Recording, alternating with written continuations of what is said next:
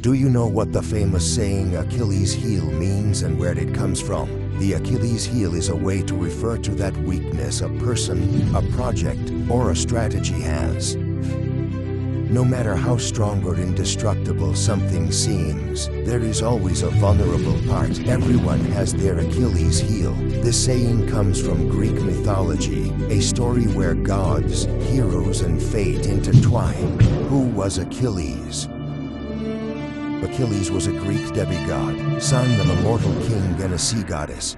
He had exceptional physical strength, with swift and unpredictable movements and an almost invulnerable body. When he became enraged, nothing could stop him. He was feared by all his enemies. It was said that he was invincible. In the later versions of the myth, arrows, swords, or spears could not harm him. He fought with fury. He was practically indestructible. However, towards the end of the Trojan War, a simple arrow to the heel was enough to kill him, just as the prophecy foretold. What did the prophecy of Achilles say? Achilles, son of a mortal king and a sea goddess, from the moment he was born, destiny had already spoken. A prophecy as clear as it was relentless surrounded him from the cradle. If he goes to the Trojan War, his name will be eternal, but he will die young. If he stays home, he will live many years, but will be forgotten by the world. Thetis, his mother, feared the prophecy more than death. He knew that when the time came, Achilles would choose glory over peace. He would prefer to die in Troy if it made him a legend. So he did the only thing a desperate goddess could do to protect her son: seek a way to deceive fate. One night, she took him to the river Styx, whose dark waters crossed the underworld.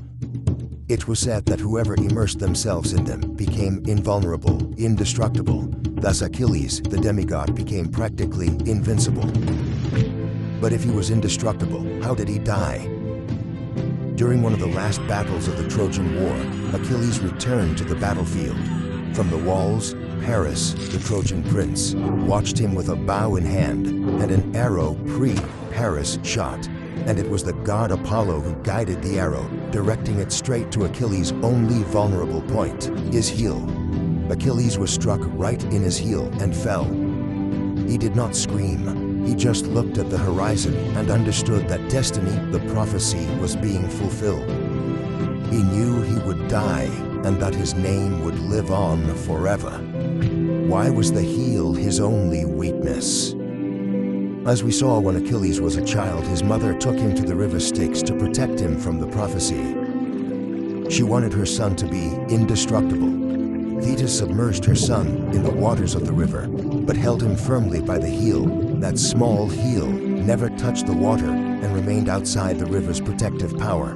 That is why it was Apollo, guard of the sun and punishment, who knew Achilles' weak point and guided the arrow directly to his heel.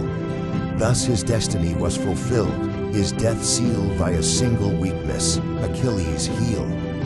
That is why today, when we talk about Achilles' heel, we refer to that one weak point we all have, even if we seem invincible. This entire story does not appear in Homer's Iliad. They are part of later versions of the myth, collected by Greek and Latin poets centuries later. Now, when you say or hear the phrase the Achilles heel, it won't be just another saying. It will be a story you can tell at that moment. Subscribe to our channel to find out about the next video and discover the story behind the sayings we use every day.